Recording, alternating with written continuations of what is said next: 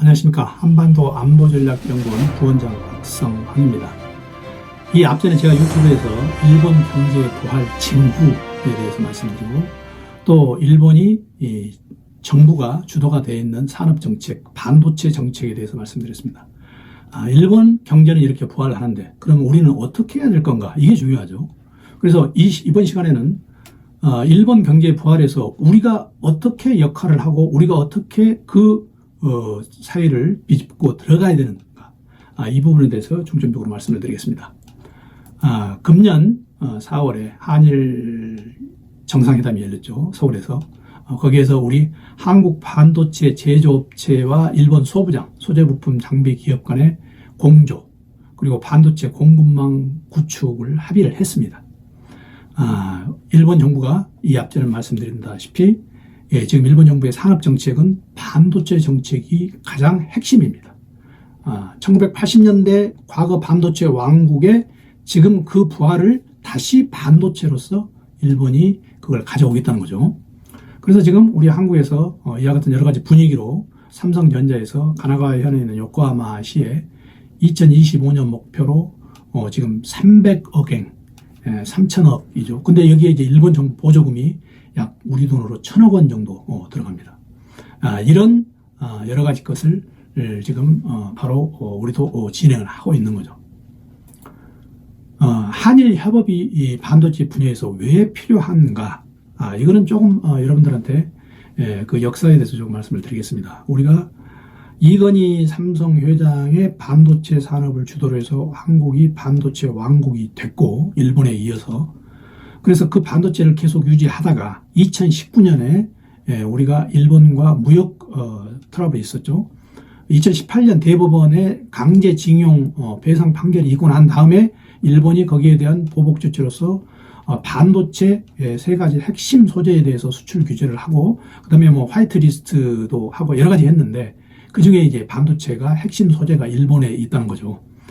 그런데 우리는 그 이후에 일본한테 반도체를 그렇게 우리가 의존할 필요가 있느냐? 그래서 우리 나름대로 국산화에 우리가 몰두를 했습니다. 그런데 이제 그 국산화가 제대로 되지 않았죠. 지금 결과로 봐서 조금 이따 상세히 말씀드리겠습니다만, 그래서 일단 지금 현재 과거에 우리 수출 마찰은 지금 없어지고 이제는 한일 간의 좋은 분위기이기 때문에 어떻게 한일 협업이 필요한가? 우리는 소재 부품 장비에 일본으로부터 수입을 해야 됩니다. 지금 어쩔 수 없죠. 그건 지금. 그래서 1, 4분기에 우리가 작년 대비 40%가 급증했습니다. 우리가 그러니까 한일 마찰이 없을 2018년도에 381억 달러치를 수입을 했는데 올해 작년에는 벌써 395억 달러, 그보다 훨씬 더 많이 했다는 거죠. 반도체는 여러 가지 공정이 필요하기 때문에 전 세계적으로 분업화가 필요하고 또 협업화가 어쩔 수 없이 필요한 부분입니다. 우리가 잠깐 우리 과거 사례를 들어보면 이렇습니다. 우리가 2019년에 한일 마찰이 있고 난 다음에 우리가 일본으로부터 경제 침략을 더 이상 당하지 않겠다. 그래서 우리가 국산화 하겠다고 큰 소리는 쳤습니다만, 우리가 2017년 국산화 비율과 2024년 국산화 비율 비교해 보면 우리가 여실히 나타나고 있습니다. 우리가 그렇게 이 앞 정권에서 국산화 하겠다고 했는데 그 결과가 어떻게 됐느냐? 2017년에 우리가 18.2% 장비 국산화율인데 2023년에는 20%입니다. 그러니까 1.8% 국산화율이 더 됐다는 거죠. 자, 소재는 어떻습니까? 소재는 2017년에 50.3% 우리가 국산화율이었는데 2023년에는 오히려 50%, 그러니까 0.3%가 더 국산화율이 안 됐다는 겁니다. 그만큼 장비, 소재, 부품에 있어서 분업화가 이미 진행이 상당 부분 돼서 그거 따라가기는 굉장히 어렵다는 얘기입니다. 그래서 결국 반도체 산업은 분업화, 협업화가 되지 않으면 이게 어렵다는 걸 우리 지난 몇 년 동안에 우리가 충분히 우리가 체감을 했습니다. 일부 불화수소 같은 건 중국 의존도도 높았지만 결국 우리가 이게 수출 규제 이 부분에서 우리가 어느 정도 소부장이 분업화가 필요한지 우리가 느꼈는데, 이 반도체 반도체 그 분야뿐만 아니고 지금 여러 가지 분야가 있습니다. 한국과 일본의 경제가 서로 단절되면은 여러 가지 이 부작용이 나타나는 걸 예를 들어서 이렇습니다. 노재팬이 2019년 경제 마찰이 있고 난 다음에 계속 노재팬에서 일본 물건을 사지 않는다, 일본에 가지 않는다 해가지고 엄청나게 우리 국내에서 이슈가 됐었죠. 그래서 일본 맥주, 뭐 위스키, 소주 뭐 전부 다 우리가 수입을 거의 안 했는데 2023년 올해 1사분기에는 과거 수입을 그대로 다 회복을 했다는 거죠. 그리고 토요타가 새 신차가 출시되면은 한국에 가장 먼저 출시를 할 정도로 지금 한국에서 일본 차를 선호한 사람들이 있습니다. 또 뿐만 아니고 의류, 골프용품 마찬가지죠. 이런 여러 가지 분위기가 지금 한일 간에 많이 바뀌었다는 거죠. 자, 바뀐 게 우리 주위에 또 하나가 있습니다. 관광객 증가입니다. 일본인 관광객이 금년 1사분기에 우리 한국에 35만 명이 들어왔죠. 1사분기에만. 작년에 대비해서 60배 이상이 많습니다. 뿐만 아니고 우리 한국 사람도 일본의 관광객으로 엄청나게 많이 갑니다. 여러분 주위에서 바로 느끼실 수 있을 겁니다. 이 분야는. 또 하나, 우리가 한국과 일본의 여러 가지 경제 관계 중에 여파를 미치는 게 하나가 일학개미라는 게 있죠. 일학개미. 서학개미 뭐 여러 개 많이 있지만 일학개미가 지금 증가하고 있습니다. 그래서 금년 6월에 일본 주식 보유액이 지난 우리가 13년 만에 최대치가 됐죠. 물론 이거는 이제 엔화 약세인 영향이 있습니다. 하지만은 엔화 약세뿐만 아니고 일본 경기에 대한 기대감이 많이 있다는 거죠. GDP 성장률이 연 2.7%.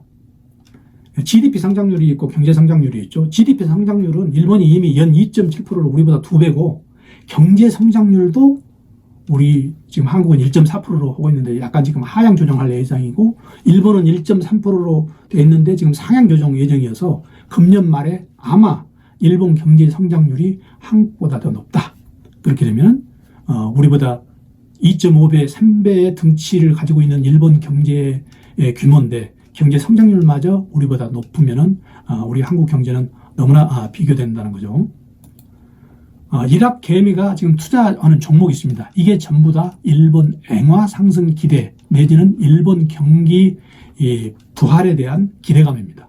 미국 국채 ETF인데 상장 지수 펀드죠. ETF는 여기에 뭐가 들어가 있느냐? 엔화 상승 기대가 있다는 거죠. 미국 금리 하락에 따른 채권 가격 상승도 있지만 엔화 상승 기대가 있다는 거죠.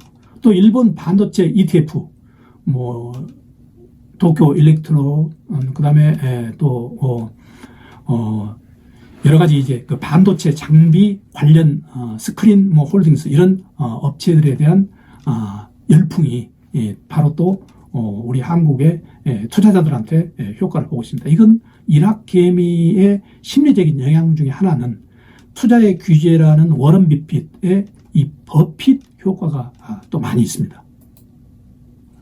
근데 이제 우리가 주의할 건 엔저가 끝나면은 일본 증시 하락도 가능성이 있습니다. 물론 엄청나게 고현상이 일어나면은 문제가 되겠지만 그렇지 않은 경우에는 일본에 투자한 그 자체가 일본 엔저가 끝나도 어느 정도 가치를 보존을 하고 있기 때문에 그렇게 큰 문제는 없습니다만 하여튼 엔저가 끝나면은 일본 증시도 하락하는 것도 우리가 염두에 둬야 됩니다.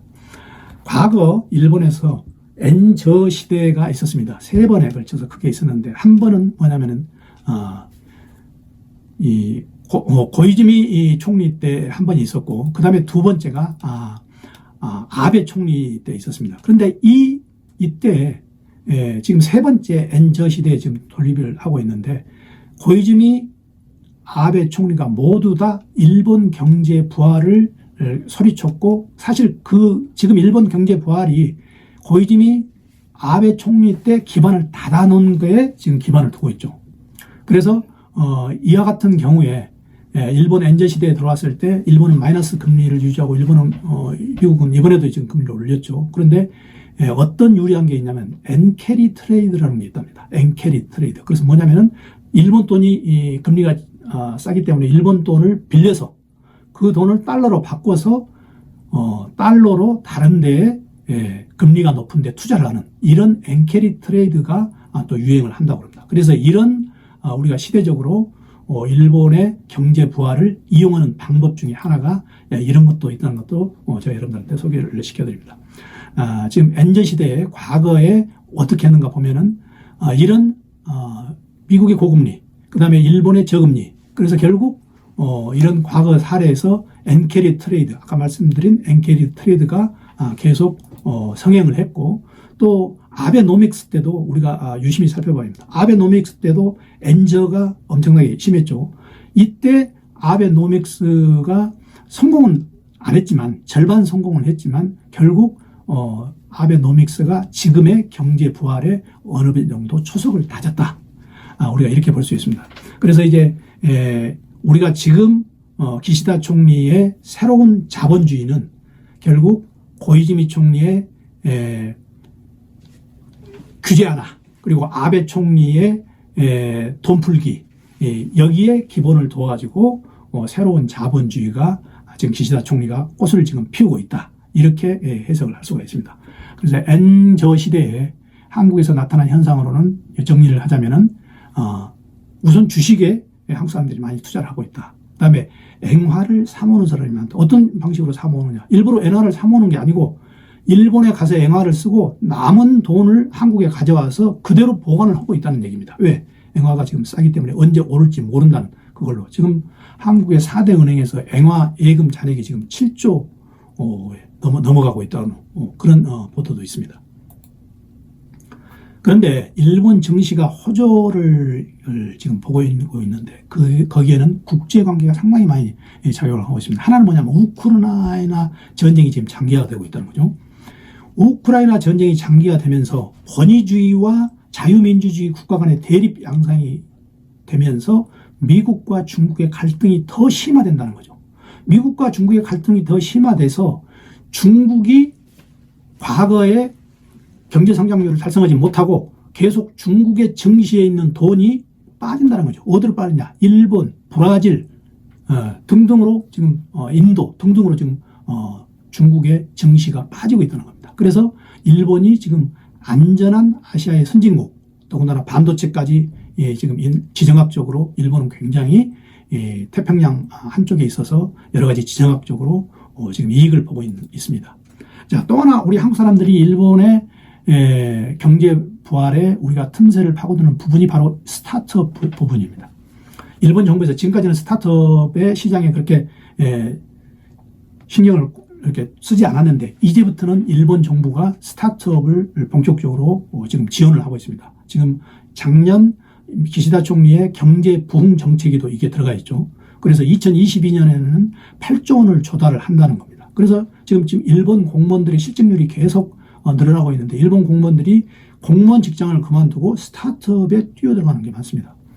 유니콘이라고 해서 스타트업 기업 중에서 10억 달러 이상 규모를 유니콘이라고 보통 하는데 미국은 이게 600개입니다.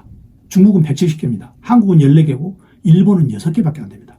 일본 6개 스타트업 이런 시장에 앞으로 정부가 지원을 해서 본격적으로 들어가서 우리 한국 기업도 지금 본격적으로 지금 참가를 하고 있습니다. 한국의 AI 스타트업에 있는 리튼 테크노로지가 벌써 들어가 있고 그 다음에 로보티즈 자율주행 로봇 전문 기업이 들어가 있고 또 도쿄에서 이런 스타트 기업에 신청이 있으면은 지금 거의 8대1 경쟁이 될 정도로 높습니다. 그래서 한국 기업이 일본 스타트업에 앞으로 보다 참가를 많이 할 가능성이 있다. 그래서 여러분들한테 일본 경제 부활 징후가 있고 앞으로 그럴 가능성이 있는데 우리 한국에서 어떤 방향에 중점을 둬가지고 우리가 일본 경제 부활을 바라봐야 되느냐 이 부분에 대해서 오늘 말씀드렸습니다. 내일은 다음 유튜브에서는 여러분들한테 과연 이 일본 경제 부활 징후가 어느 정도 규모로 갈 수 있겠는가 거기에 대해서 예측을 해보겠습니다. 고맙습니다.